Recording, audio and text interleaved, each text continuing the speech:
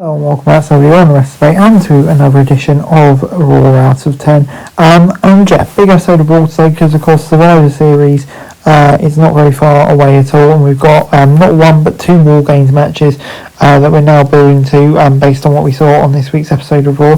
So without further ado, let's get things straight into things, and we kick-started things with the women's War Game match, and Liv Morgan and Raquel Rodriguez kicked off the show with an in-ring promo that quickly descended into a brawl featuring the women's division. After Jack Stratton and they joined the heels in the squared circle, Blair, Cargill, Io Sky and Naomi interrupted, leading to the return of Rhea Ripley, who outlined her plans for the women's War Games match with a headbutt to Morgan, a brawl in Shield, and the babyfaces stood tall. This was short and sweet, accomplished something that could have been announced on social media, but featured the return of Ripley, which was obviously a major moment and one that's great to see. And I think both sides of the women's War Game matches are looking really strong now. Obviously probably going to be overshadowed by the men, but I'm really excited for that because it looks like a strong lineup. Before we got Rey Mysterio and Selena Vega taking on Chad Gable and Ivy Nile as the rivalry between LWO and American May continued.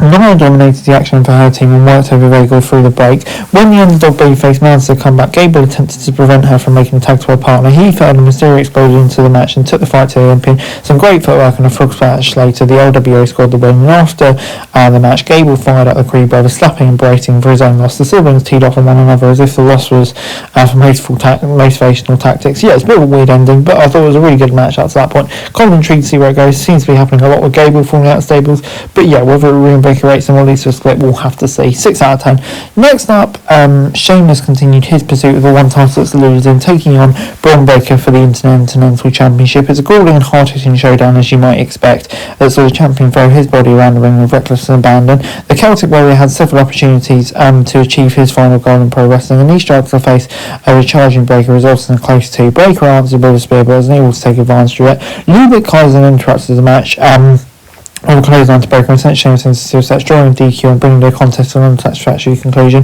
I told you I won't stop until you're gone, for good, Kaiser told Sheamus. This is an excellent match that deserved the best finish. That said, it put the emphasis on Kaiser rather than Sheamus and Breaker, who can run it back. But Kaiser in there, story of Gunther, of course he had the IT champion in the past, had that great run.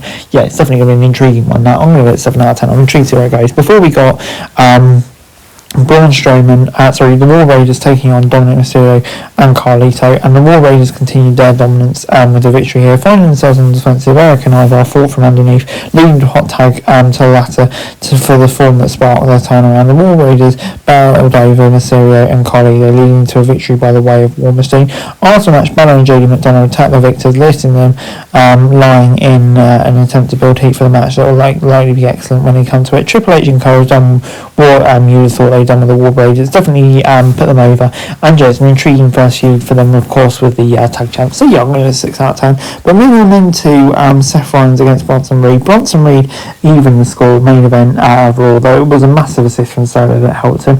Late in the match, Rollins appeared to be on route to a second victory over his opponent when Sokoa appeared on the announce table, distracting the vision long enough for Reed to recover, deliver a Death Valley drive and hit 2 sentinels, finishing off with a tsunami. It was another strong effort from both the big nasty unstoppable force versus the faster, more technically sounding fire-based faces. Always works. Reed looked like a wild beast, while Rollins was relentless in his pursuit of victory, and the result was a rollercoaster ride that could invest either way. Hopefully this does not leave Rollins going back on his word and joining Reigns at Survivor Series. The feud with Reed's been great, but I think the Visionary's gone too far for him to suddenly join Reigns' team now. So yeah, I'm going to give it 7 out of 10. Overall Raw this week, let's say 7 out of 10 from me. I thought, yeah, it was a really strong episode of Raw this week. Really loved the main event. I thought some of the action we got on the card throughout the show was really, really strong. And yeah, just in general, I thought it was a really strong episode of Raw this week. So I'm going to give it 7 out of 10. And I have to say, definitely am hyped heading into Survivor Series. That's it for this video. Thanks very much for watching. Remember to like, share, subscribe. Follow us on our socials. Link in the description below for daily wrestling news, meme and content. Subscribe to our other channels on screen right now. That'd be greatly appreciated. Thanks very much for watching. Peace out.